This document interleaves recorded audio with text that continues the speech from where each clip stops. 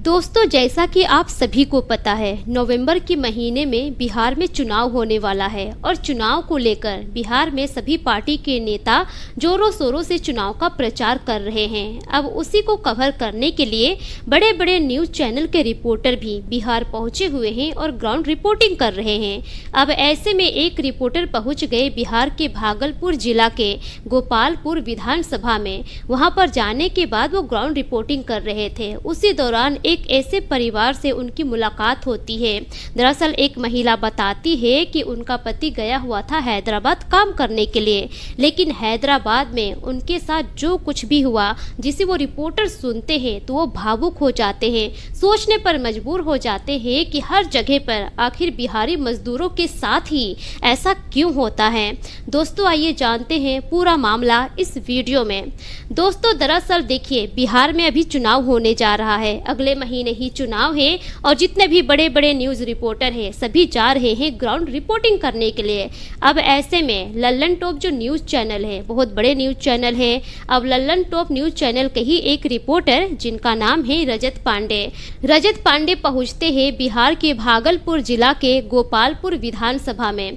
दरअसल वो इसलिए जाते हैं क्योंकि वहां पर साल 2008 में बाढ़ आई थी, जिस बाढ़ के चलते एक इलाका पूरी तरह से बह गया था, एक भी घर नहीं बचा।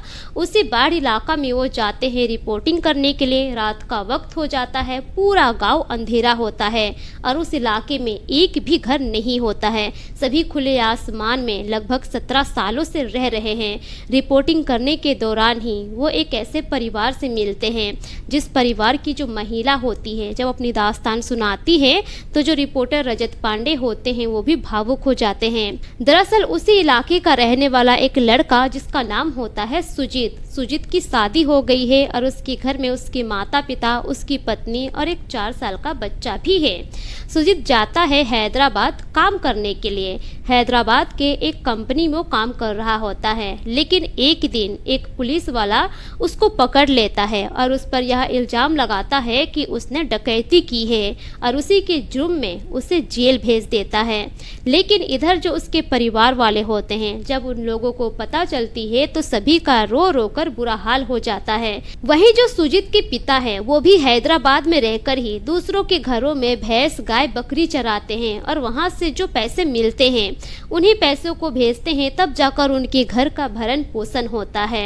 अब जो महिला होती है वो रोते हुए रिपोर्टर से कहती है कि मेरे पति के जेल जाने के बाद हम लोगों की दुर्दशा और बद से बदतर हो गई है। मेरी और मेरे बच्चे की जो जिम्मेदारी है वो मेरे सास ससुर ही उठा रहे हैं। सास ससुर की बदौलत ही मैं यहाँ पर हूँ। अगर मेरे ससुर 1 महीने के लिए भी घर पर आ जाते हैं तो बहुत मुश्किल हो जाता है। कर्ज इतना ज़्यादा बढ़ जाता है कि वो ज़्यादा दिन रह भी नहीं सकते हैं। फिर उसी कर्ज को चुकाने के लिए दोबारा उनको जाना पड़ता है हैदराबाद काम करने के लिए।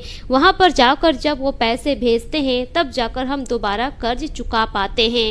यह सब कुछ जानने के बाद रिपोर्टर एकदम से हैरान रह जाते हैं, परेशान हो जाते हैं। उसके बाद जो रिपोर्टर साहब होते हैं वो सुजीत की माँ से बात करते हैं। सुजीत की माँ बताती है रिपोर्टर साहब को कि जब मेरे बेटे सुजीत को जेल हो गया, पुलिस वालों ने पकड़कर उसे जेल में भेज दिया, तब मैं हैदराबाद गई थी। हैदराबाद जाने के बाद वहाँ के वकीलों से मिली, लेकिन वहाँ के वकील बहुत ज़्यादा पैसे मांग रहे थे। हमारे घर में तो खाने को पैसे नहीं हैं, हम कहाँ से पैसे देंगे। इतने सालों से बिना घर के रह रहे हैं इसी खुले आसमान के नीचे, आखिर हम इतने पैसे कहाँ से लाते। वहाँ पर जाकर मैंने सरकारी वकील पकड़ा, लेकिन सरकारी वकील भी पैसे मांग रहे थे।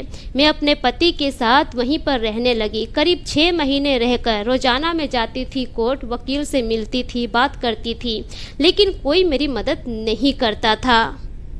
महिला बताती है कि मेरे बेटी को जेल में रहते हुए अभी 4 साल हो गए हैं। 4 साल से हम लोग बहुत परेशान हैं, लेकिन मेरे बेटे का अभी तक कोई बेल नहीं हुआ है। अब जो रिपोर्टर साहब होते हैं वो पूछते हैं कि आपने किसी से मदद नहीं मांगी? आपके यहाँ तो बड़े बड़े नेता हैं, उनके यहाँ जाना चाहिए था, मदद मांगनी चाहिए थी, किसी को बोलना चाहिए था।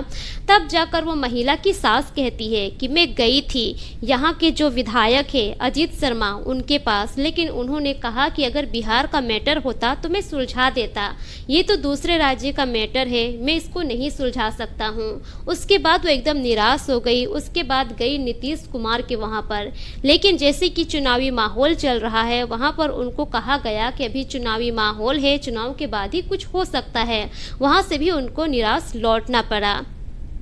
महिला की सास ने रिपोर्टर से रोते हुए कहा कि मेरे बेटे को बेल कराने के लिए सरकारी वकील ने मुझसे 10,000 रुपये मांगे थे और उस 10,000 रुपये को लेने के लिए उन लोगों ने मुझे कमरे में ले गया। कमरे में ले जाने के बाद चोरी छुपे मुझसे 10,000 रुपये लिए और कहा कि आपके बेटे का बेल हो जाएगा। हालांकि मेरे बेटे का बेल हो भी गया है, लेकिन उसके बावजूद भी वो लोग मेरे बेटे को रिलीज नहीं कर रहे हैं, वहाँ से रिहा नहीं कर रहे हैं। और जब मैं वहाँ पे वकील से बात की तो वो वकील कहती है कि 4 लाख रुपए देने होंगे तभी जाकर आपका बेटा यहाँ से रिहा होकर निकलेगा बाहर। अगर आपका बेटा निकल भी जाता है तो वो कभी बिहार नहीं जा पाएगा। अब इतना पर वो महिला जवाब देती है कि क्यों, मेरा बेटा बिहार क्यों नहीं जाएगा। अब जो वकील होती है वो धमकी देने लगती है और कहती है कि अगर आपका बेटा निकल भी गया तो भी वो बिहार कभी नहीं जा पाएगा, ये आप समझ लीजिए। इस तरह की धमकियाँ उस महिला को दी जाती है। जब यह सारी बात रिपोर्टर साहब सुने, उनको समझ में आई तो वो बहुत भावुक हो गए और उन्होंने दिलासा दिया, आश्वासन दिया और कहा कि देखिए मुझसे जितना हो सकेगा मैं आपकी मदद करूंगा। उसके बाद जो महिला की सास होती है वो वकील साहिबा का नंबर भी निकाली और वो नंबर रिपोर्टर साहब को दी और उन्हीं से गुहार लगाई कि देखिए अब आप लोग ही कुछ कर सकते हैं, आप लोग रिपोर्टर साहब हैं, इस न्यूज़ को इतना आगे फैलाइए कि बड़े बड़े नेता तक पहुंच जाए, बिहार सरकार नीतीश कुमार तक पहुंच जाए, मोदी जी तक पहुंच जाए, योगी जी तक पहुंच जाए, अमित शाह तक पहुंच जाए, ताकि मेरे बेटे को इंसाफ मिल सके और वो अपने घर वापस लौट सके। बहुत ज़्यादा यहाँ पर परेशानी हो रही है। दोस्तों, इस तरह का इंटरव्यू जब रजत पांडे ले लेते हैं उसके बाद वो कहते हैं कि ये जो एरिया है 2008 में इस एरिया में बहुत ही भयानक बाढ़ आई थी, बाढ़ की वजह से पूरा गांव बह गया था, बस इसी की मैं रिपोर्टिंग करने के लिए यहाँ आया हूँ। अब इस गांव को देखने के बाद मुझे बहुत बुरा लग रहा है क्योंकि सरकार बहुत ज़्यादा पैसे भी पास की थी यहाँ के काम के लिए, लेकिन अभी तक यहाँ पर कोई काम नहीं हुआ है। अभी भी बहुत सारे लोग वहाँ पर खुले आसमान में रहते हैं, किसी तरह की कोई सुविधाएं नहीं है, ना लाइट की सुविधा है, ना पानी की सुविधा है, ना बाथरूम की सुविधा है। अगर रात को किसी महिला को बाथरूम लगता है तो लगभग 1 से 2 किलोमीटर दूर जाती है बाथरूम करने के लिए। अब ऐसे में आप लोग ही बताइए, क्या वहाँ पर महिला सुरक्षित है? बिहार सरकार को इस मुद्दे पर काम नहीं करना चाहिए था? क्या बिहार सरकार 17 साल से सो रही है? इस तरह की बातें रजत पांडे करते हैं। दोस्तों, अब आप सब कमेंट कीजिए, इस मामले पर आपकी क्या राय है? आप सभी अपने अपनी राय कमेंट में ज़रूर बताइए और इस वीडियो को ज़्यादा से ज़्यादा शेयर कीजिए। आप सभी से रिक्वेस्ट है क्योंकि एक घर का इकलौता चिराग कई सालों से जेल में बंद है और परिवार की हालत बहुत ख़राब हो गई है। मिलेंगे फिर एक नई वीडियो के साथ, तब तक के लिए शुक्रिया। जय हिंद।